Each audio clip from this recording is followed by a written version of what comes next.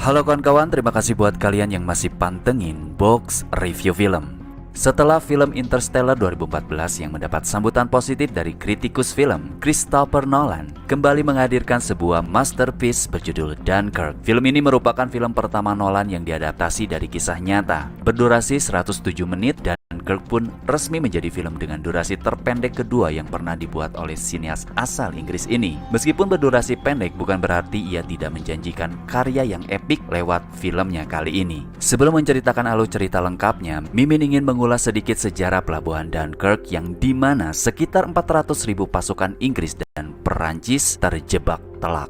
Mereka terdampar di pinggir pantai sekitar 1 minggu, sedangkan pasukan Perancis berusaha menghalau musuh di area perbatasan. Pasukan Jerman hanya berjarak beberapa mil dari pelabuhan Dunkirk. Perancis bagian utara 10 km dari perbatasan Belgia. Di pelabuhan itu ratusan ribu tentara Perancis dan Inggris tengah berkumpul dan bersiap-siap mengungsi ke Inggris. Ibarat menunggu ajal, ini akan menjadi pertarungan dengan jumlah tak imbang. Dengan 10 divisi Panzer dan 133 divisi infanteri dan pasukan bermotor, Jerman akan menjadikan pelabuhan Dunkirk sebagai ladang pembantaian prajurit Perancis dan Inggris. Sekali pukul saja, 338.000 tentara yang sebagian besar adalah tentara Inggris itu sudah pasti tewas. Posisi mereka sudah benar-benar terjebak untuk menyeberang laut dan menyelamatkan diri ke tanah Inggris.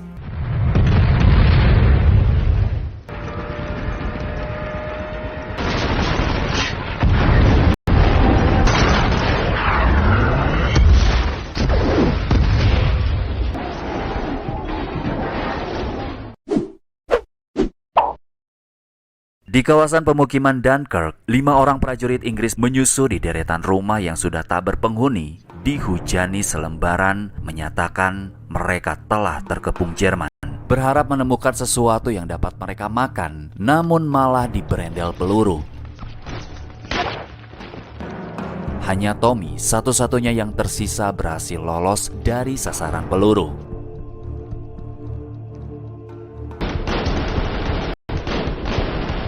Ia kembali ke area pantai, langsung disuguhkan sebuah pemandangan memilukan, di mana ribuan tentara Inggris dan Perancis berharap cemas di tengah keheningan dan ancaman bom, serta mayat-mayat tergeletak di samping mereka.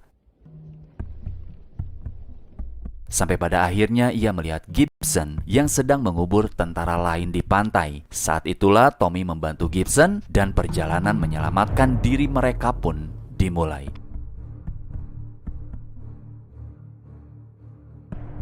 Tiba-tiba semua panik melihat datangnya pesawat tempur Jerman, lalu sedikit menyentil mereka dengan sekali serangan bom. Pihak musuh sengaja mempermainkan mental lawannya karena sudah benar-benar terjebak, tidak dapat berkutik sedikit pun.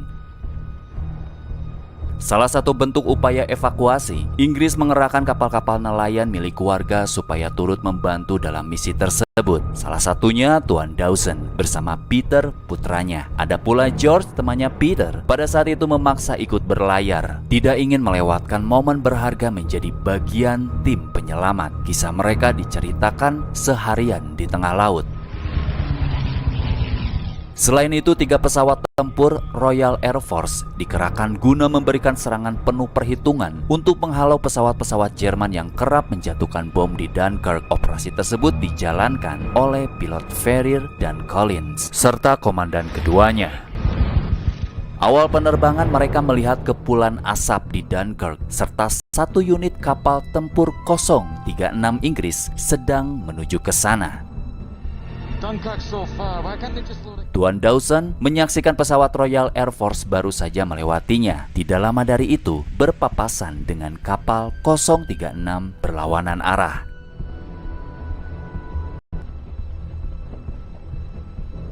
Kembali ke udara, Spitfire sang komandan jatuh tertembak. Pesawat Ferrier juga kena tembak sehingga tangki bahan bakarnya bocor. Di lautan, Tuan Dawson melihat ada seorang prajurit terdampar di tengah laut.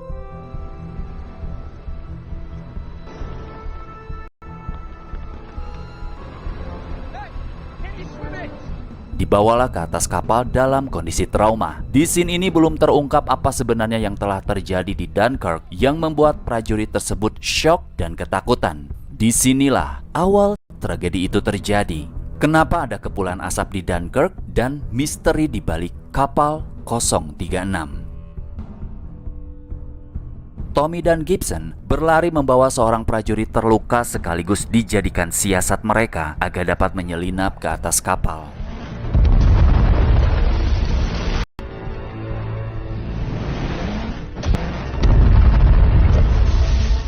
Di tengah kepanikan, terjadilah perkubuan antara tentara Inggris dan Perancis yang dimana mereka memiliki bantuan dari negaranya masing-masing. Kebetulan kapal evakuasi Inggris datang duluan dan hanya membawa korban luka khusus prajuritnya. Tommy dan Gibson terus berlari menerobos dermaga. Setelah korbannya diantarkan, mereka berdua langsung diusir.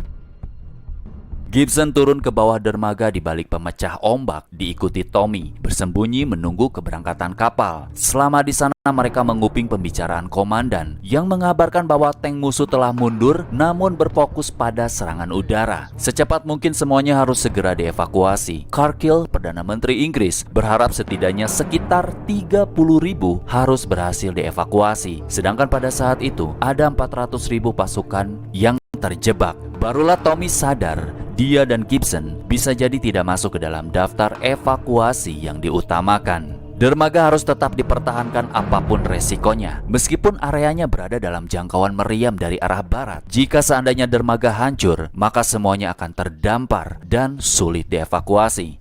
Tidak lama, terjadilah penyerangan yang pada saat itu belum mendapatkan bantuan dari pilot Ferrier dan Collins. Makanya di awal kedatangan mereka sudah melihat kepulan asap.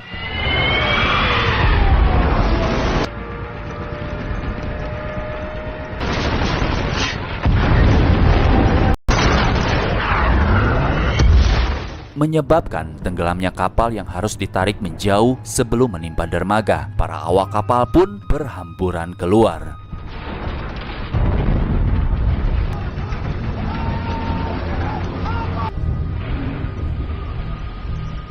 Di sana Tommy menolong seorang prajurit bernama Alex.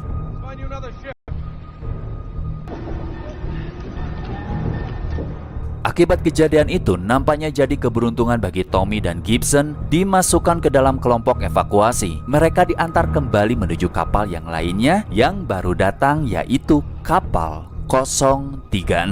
Setelah di sana, Gibson memilih tetap di atas dek, sedangkan Tommy dan Alex masuk ke dalam geladak kapal. Gibson di awal survive selalu memperhitungkan langkahnya saking ingin kembali pulang dengan selamat. Tommy dapat membaca isi pikiran Gibson meskipun mereka berdua belum pernah berkomunikasi sebelumnya. Kembali ke cerita Tuan Dawson yang pada saat itu mulai mendekati kapal Inggris dalam kondisi mengeluarkan asap hitam. Si prajurit panik dan tidak ingin kembali ke Dunkirk, lalu dibawa masuk supaya dapat beristirahat. Di atas udara, pilot Ferrier dan Collins berusaha mengejar pesawat musuh yang hendak meluncurkan bom ke arah kapal 036. Collins berhasil menembak pesawat musuh, namun ia kembali diserang balik sehingga pesawatnya jatuh ke bawah. Ia memilih tidak terjun menggunakan parasut dan tetap di dalam kapal melihat gelombang air laut sedang tenang.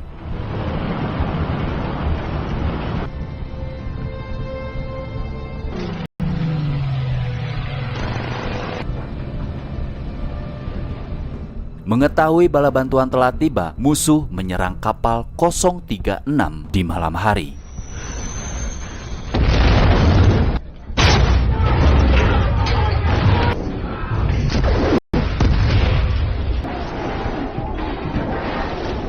Meskipun dalam kondisi terdesak, Gibson berusaha membukakan pintu geladak sehingga Tommy dan yang lainnya berhasil keluar. Dalam kejadian itu, muncullah sosok si prajurit yang kini telah ditolong Tuan Dawson. Ia tidak mengizinkan Tommy dan kawan-kawan naik ke atas skoci dikarenakan sudah tidak muat.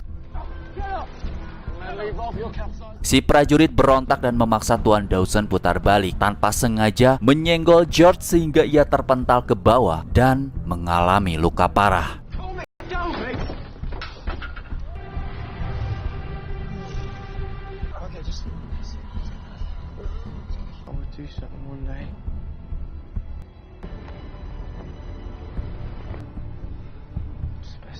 Setelah pilot Collins terjatuh, kini pilot Ferrier harus berjuang sendirian menghalau pesawat musuh yang ingin menggagalkan evakuasi. Hingga di suatu titik, ia menyaksikan para prajurit berhamburan keluar dari kapal kecil menuju kapal yang lebih besar. Lalu, apa penyebab prajurit berhamburan keluar dari kapal kecil tersebut? Sebelum menceritakan kronologinya, kita kembali menyaksikan bagaimana nasib pesawat pilot Collins terjatuh ke laut. Kepekaan Tuan Dawson mendorong ia mengejar kemana arah jatuhnya pesawat Collins. Sementara itu, Collins panik dikarenakan pintu keluar pesawat macet yang dapat menyebabkan ia tewas tenggelam saat air sedikit demi sedikit mulai masuk ke dalam.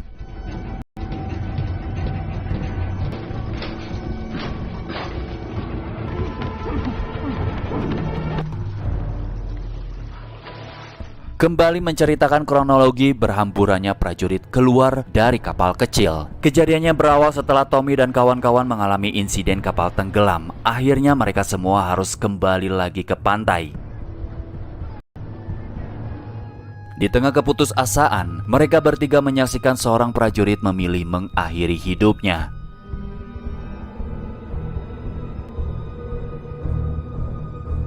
Saat itu, arus air laut berbalik menyebabkan mayat korban tenggelam kembali hanyut ke pinggir pantai.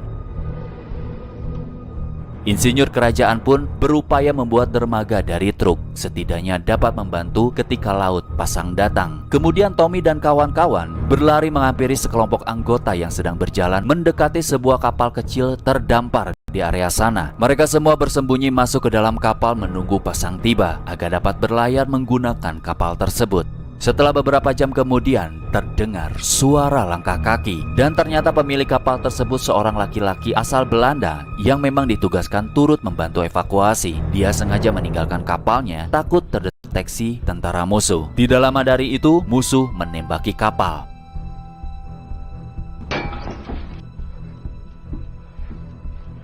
Terjadilah kepanikan melihat air masuk di balik lubang bekas tembakan. Semuanya memutuskan harus ada sukarelawan yang keluar demi mengurangi beban supaya kapal dapat mengapung. Alex memilih Gibson karena dicurigai sebagai mata-mata Jerman. Dilihat dari gerak-geriknya yang tidak pernah bicara, barulah Gibson mengaku ia sebenarnya prajurit Perancis yang sengaja mengenakan seragam Inggris agar dapat segera dievakuasi. Seketika kapal mulai mengapung. Namun hujaman peluru mengakibatkan kapal tidak mungkin bertahan lama dan sudah pasti tenggelam. Tommy dan kawan-kawan berhamburan keluar berenang menuju kapal yang lain. Sayangnya, Gibson terjebak seorang diri sehingga ia harus tewas setelah berjuang melewati masa-masa sulitnya. Di sisi lain, kapal-kapal nelayan telah tiba mendekati dermaga. Semua orang bersorak gembira.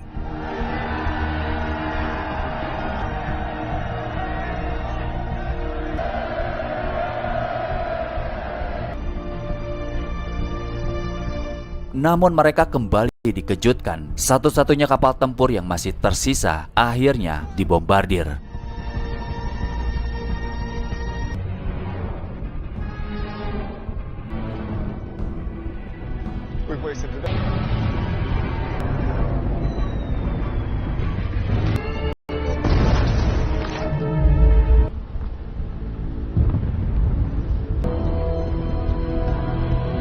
Target musuh selanjutnya adalah kapal-kapal nelayan. Pilot Ferrier menjadi penentu menghentikan serangan musuh yang dapat membinasakan semuanya. Sebagian awak kapal yang selamat berusaha berenang dalam kondisi tubuhnya dipenuhi oli. Kapal-kapal yang lain segera mengevakuasi prajurit di dekat dermaga dan pinggir pantai. Tuan Dawson menyuruh sebagian masuk ke bawah geladak. Barulah di sana diketahui ternyata kondisi George telah meninggal.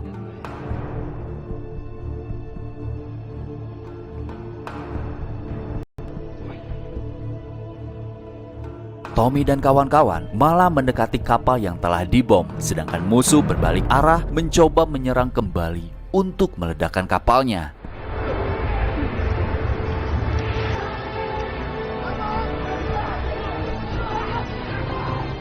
Pilot Ferrier menembaki pesawat musuh dari belakang sehingga terjatuh tepat di dekat area yang dipenuhi oli.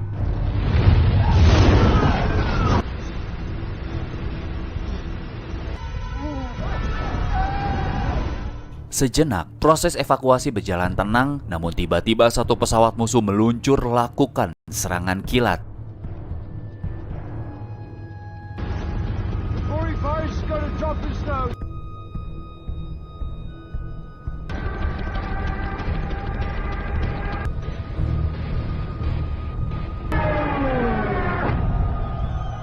Ferrier yang siap menyelamatkan diri dengan terjun payung. Karena pesawatnya kehabisan bahan bakar, urung melakukan niatnya. Dengan berani sang pilot menghabisi sisa-sisa pesawat Luftwaffe, membuat evakuasi berjalan lancar.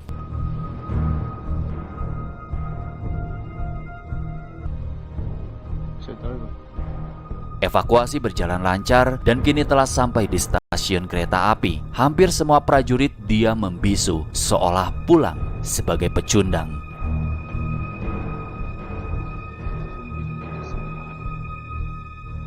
Di kloter terakhir, komandan menyatakan hampir 300.000 pasukan berhasil dievakuasi dan ia memilih tetap tinggal menemani pasukan Perancis yang masih menunggu jemputan evakuasi. Peter mendatangi kantor surat kabar supaya perjuangan George diabadikan.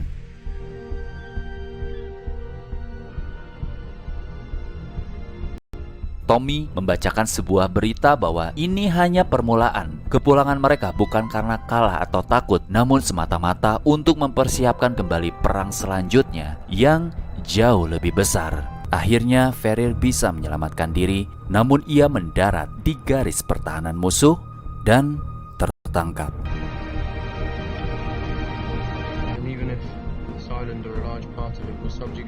Pada hari pertama 27 Mei 1940 sekitar 8.000 pasukan berhasil dievakuasi. Namun dalam hitungan 8 hari setelahnya ada sekitar 338.000 pria berhasil melarikan diri dari Dunkirk, termasuk 139.000 pasukan Perancis, Polandia, Belgia, juga sejumlah kecil lagi tentara Belanda. Pada 29 Mei, kapal perusak Angkatan Laut Kerajaan Inggris, Wakefull, ditorpedo dan tenggelam dalam hitungan detik. Serangan itu melayangkan 600 nyawa, diperkirakan sekitar 3.500 tentara Inggris tewas di laut atau di pantai, bersama dengan lebih dari 1.000 warga Dunkirk dalam serangan udara. Bahkan mayat-mayat mereka mengambang kembali ke pinggir pantai ketika adanya arus balik. Selama proses evakuasi itu, mereka yang belum mendapatkan kapal harus ketar-ketir menunggu di pantai. Bahkan ada yang berjam-jam harus merunduk hingga sebahu di dalam air. Sejak Hitler menggagas rencana mencaplok Eropa Barat pada 10 Mei 1940, laju pasukan Jerman di bawah komando Jenderal Hans Guderian memang sudah tidak bisa dibendung sekutu, terutama Perancis dan Inggris. Sekutu termakan strategi Jerman, yang tipu daya Jerman ternyata berhasil mengecoh gabungan tentara Perancis Inggris hingga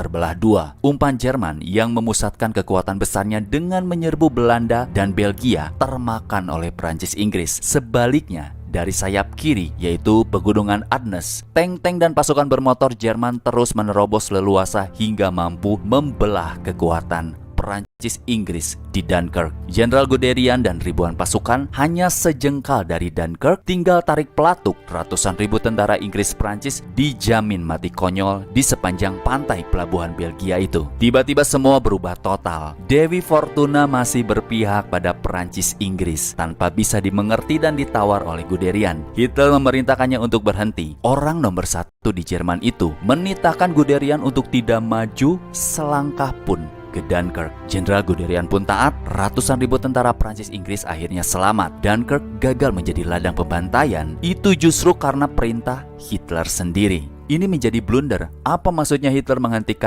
laju pasukan Jerman menghantam musuhnya? Sampai kini perintah Hitler untuk tidak menghabisi semua tentara di Dunkirk itu masih menjadi teka-teki yang belum terpecahkan dalam tragedi Perang Dunia Kedua di Eropa Barat. Mungkin kawan-kawan bisa menambahkan di kolom komentar. Operasi penarikan pasukan di Dunkirk adalah mimpi buruk sekutu pada Perang Dunia Kedua. Walaupun terbilang berhasil membawa pulang ratusan ribu prajurit dari daratan Eropa ke Inggris, namun peristiwa tersebut telah memberi pelajaran sangat berharga yang ikut menjadi penentu akhir perang. Mengira sekutu akan kembali menyerbu daratan Eropa melalui Calais setelah apa yang terjadi di Dunkirk Angkatan Perang Jerman membangun pertahanan yang sangat kuat di sepanjang pantai Calais. Namun pada 1944, intelijen, taktik dan logistik sekutu sudah lebih maju dengan adanya bantuan Amerika Serikat. Operation Overlord 6 Juni 1944 di Normandia, barat laut Prancis yang dipimpin Jenderal Dwight D. Eisenhower, giliran menjadi awal